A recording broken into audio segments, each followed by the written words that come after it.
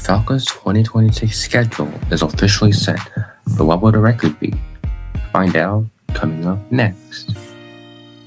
Welcome to Atlanta where the Falcons play, and we going for that dub like every day. Big beats hit the streets, see gangsters roaming, and parties don't stop till 8 in the morning.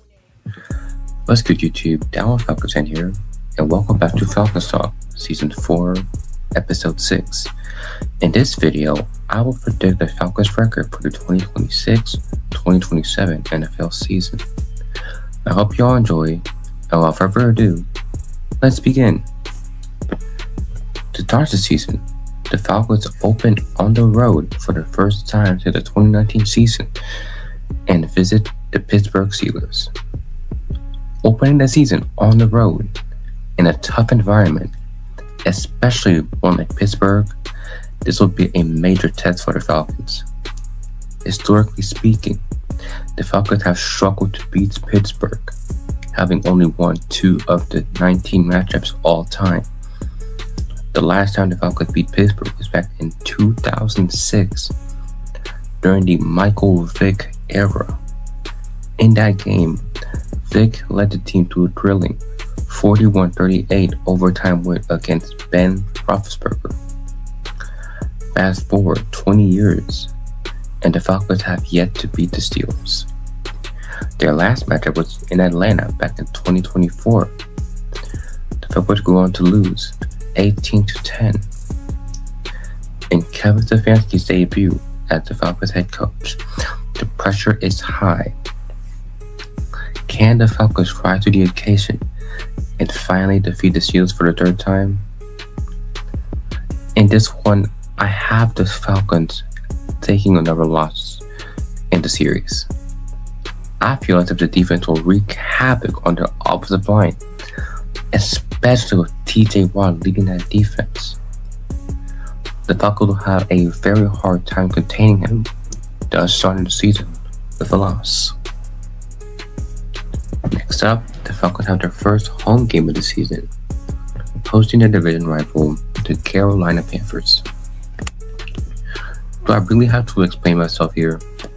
The first home game, and potentially one I may attend, stay tuned for that, against a rival you have struggled against as of late, but should not be the case. Bryce Young has an overall record of 4-1 against the Falcons, and they haven't beaten the Panthers since the first matchup back in 2024. Panthers fans, as annoying as it is, they have bragging rights over us. They swept us in the 2025 season, so now it's a time for the Falcons to wake up and start winning against the Panthers like they did 36 times out of the 62 times in the two franchises have faced each other. With this being at home and a new look team, this is a chance for the team to show out in their home stadium. I feel like this will be a Falcons win. I have the Falcons edging out a win against the Panthers, finally seizing the bragging rights on us. Then in week 3, the Falcons have a very short window to prepare as they hit the road, taking on the Grassy Posse, the Green Bay Packers, on Thursday Night Football. Being in Green Bay, the fans will be loud. With Micah Parsons leading the charge, the Falcons have a massive challenge ahead of them, containing one of the league's premier pass rushers. If you look at the all-time series, it's been pretty fair, with the Packers edging out the Falcons with 19 wins out of the 36 all-time. With this being on prime time, this could make it tough for Atlanta. But as of late, the Falcons have been playing exceptionally great football in prime time. They boast a record of 7-3 since 2024. So there is a possibility the Falcons win this game. But with the Packers being the more well-rounded team, I have the Falcons losing in a 1-score game. Moving on to week 4, the Falcons play their second straight primetime game, this time on Monday Night Football against their most hated rival, a team that I refer to as an irrelevant, non-threatening squad. If you know, you know. Anyways, taking on our most hated rival in their turf on Monday Night Football in the 20th anniversary of the Dome coming. The Falcons swept the stellar opponent last season, winning 58 of the 114 matchups all time. And you would think they want to get their get back against the Dirty Birds. But that will not be happening, as the Falcons have been almost undefeated in their last 10 Monday Night Football games, winning 9 of those 10. So luck could be on the Falcons' side. And as I said before, this is our most hated rival. And to go into their house in prime time and kick their butt brings joy to many fans, including myself. The Falcons win this one. We transition into week 5, our third consecutive primetime game, taking on the Baltimore Ravens at home on Sunday Night Football. On paper, 3 consecutive primetime games are lethal, and playing a team like the Ravens is no exception. Lamar Jackson is one of the most dynamic quarterbacks in the league. Containing Jackson will be a tough challenge for the Falcons. The Ravens have had the better luck in games against the Falcons, winning 5 of the 7 matchups all time. But the Ravens have a lot of firepower on offense and defense. You'd think the Ravens will win this one, but I actually have the Falcons pulling off the upset. The Falcons are notorious for playing well against playoff contending teams and beating them. I feel this will be the biggest upset of the entire Falcons season to date. The Falcons will beat the Ravens in a high-scoring affair. Leaving the primetime world, we stay home, this time hosting the Chicago Bears in Week 6. This will be one of the few games with a common theme. This one will be a homecoming game for Bears defensive tackle and former Falcons legend Grady Jarrett. Jarrett, during his tenure as a Falcon, was loved by fans for his determination on the field, as well as his dedication to serving his community off the field. With this being the first time the Georgia native returns to Atlanta since he left the Falcons, he'll surely have a chip on his shoulder to have a breakout game against the team that drafted him. Now, although all eyes will be on Jarrett, we can't forget about the Bears unit as a whole. They are stacked on all sides of the football. Caleb Williams is playing exceptionally well and will continue to progress as time goes on. While Williams has never played the Falcons yet, the Bears unit has a slight edge over the team, having won 16 out of 30 matchups to date. While I would love if the Falcons to get a win here, I don't see that happening. The Ben Johnson-led Bears would be too strong for the Falcons defense to contain. Falcons loses one in a close game. We are now in Week 7, our third consecutive home game, this time against the San Francisco 49ers. This is another one of those games where there's a special theme. This time, it's former Falcons head coach Raheem Deshaun Morris returning to Atlanta as the 49ers defensive coordinator. The 49ers are a talented team, but are always plagued by injuries. And despite the injuries, they still make it to the playoffs. So it's now a question of, can they stay competitive and healthy?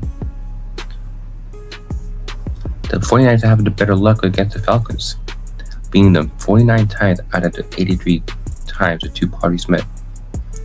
With this being at home, and the Falcons having a sense of urgency to beat the man who ruined them, expect a dogfight and a Falcons win by 2 scores.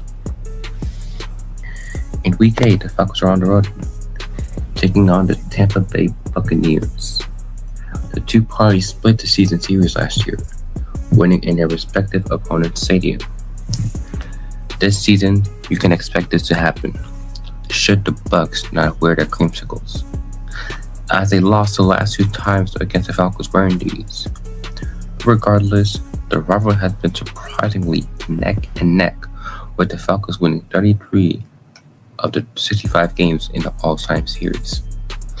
The Buccaneers have made a lot of great roster moves, especially with the addition of standout defensive end Ruben Bain Jr. to help fill the hole left after the retirement of Levante David.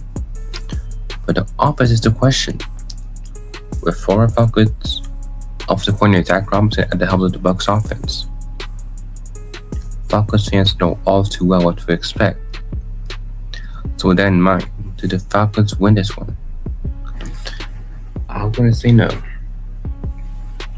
I'll give the Bucs the benefit of the doubt. They got the win here.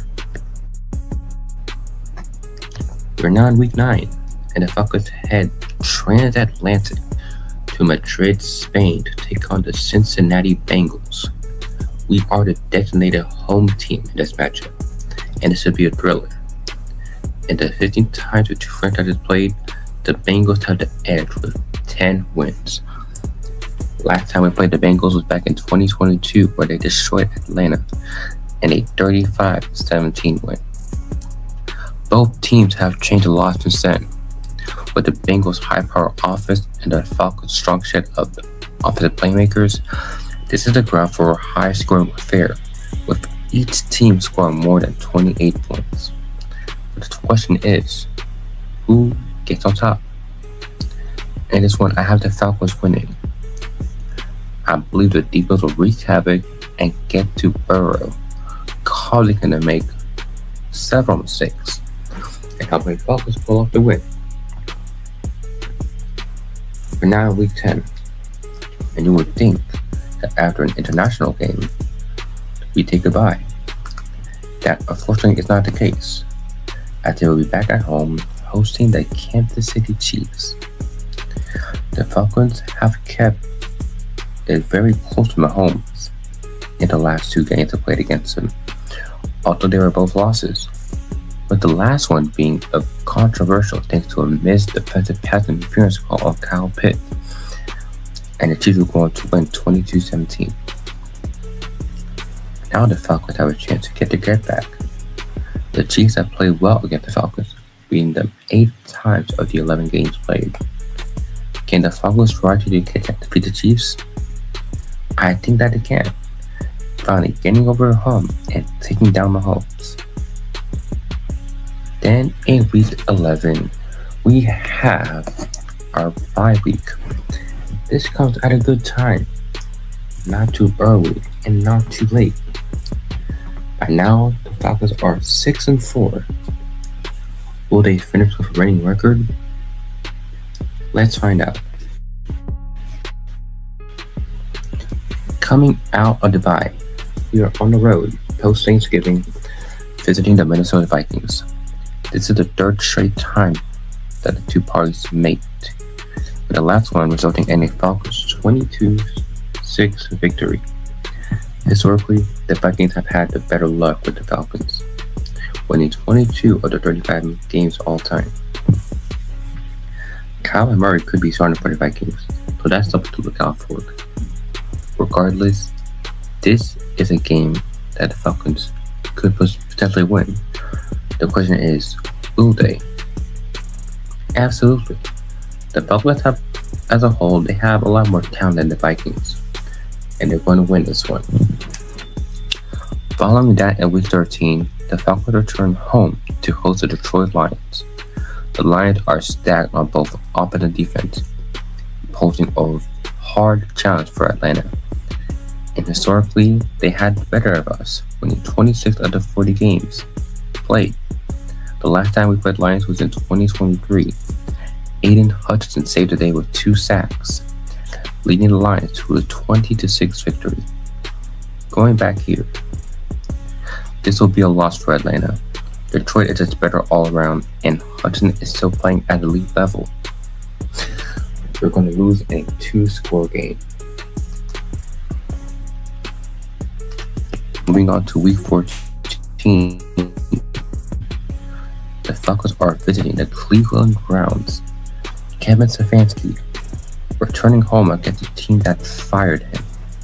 The last time we played the Browns was in 2022, where we beat them 23-20. But historically, it tells another story.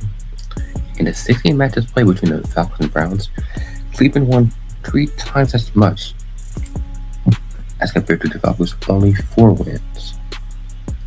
With this being a fancy homecoming game, expect a lot of intensity. Unfortunately though, this is the one game where the Falcons should be able to win, but won't. It happens. It's Falcons football. We tend to play well against good teams and bad against the bad teams. In Week 15, we visit our unofficial rival, the Washington Commanders. Why do I say unofficial rival? It's because it's the 6th consecutive time we played Washington, playing in each of our stadiums every other year. The Falcons won the last match for the Commanders in a 34-27 victory. But historically, the Commanders have beaten the Falcons 19 of the 31 times. Be on the lookout for Michael Penix and Jaden Daniels. If the 2 quarterbacks face each other, it will be a rematch of 2024, where Daniels got the better of Penix. Could I see that happening again? Highly unlikely. The Falcons pull off the win here. We are now in the home stretch. Our last 3 games are divisional matchups.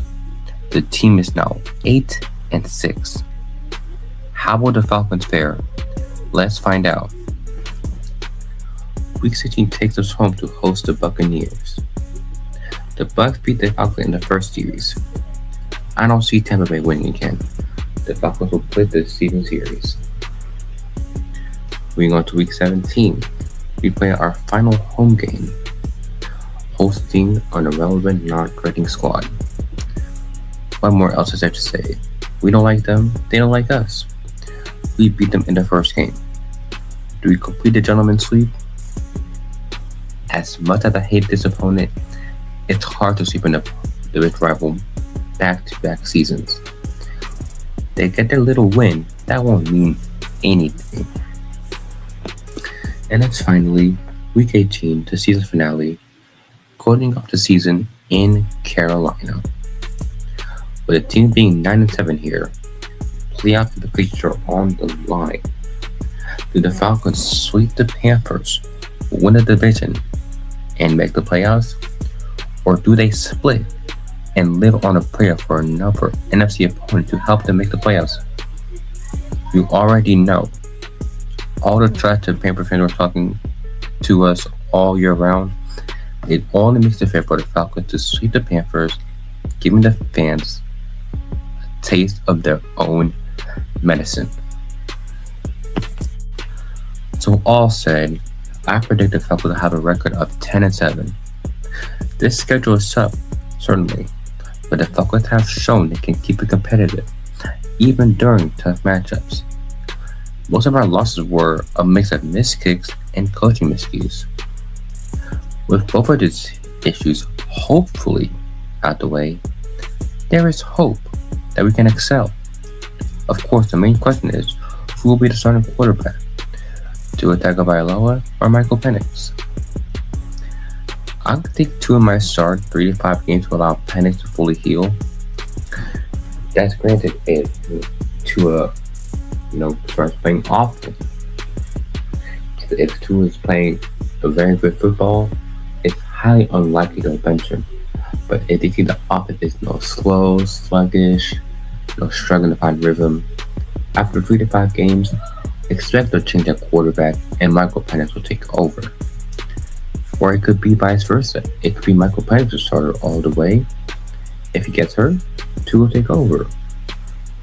We'll see. But going back here, what do you guys think? What will the Falcons' record be in 2026? Will they have a 9th consecutive losing season, or will they finally get over the hump? Let me know down below. If you have not already, please like, share, and subscribe, and let me know what you thought about the video. Thank you all for watching. This is Falcons fan, signing out. Peace.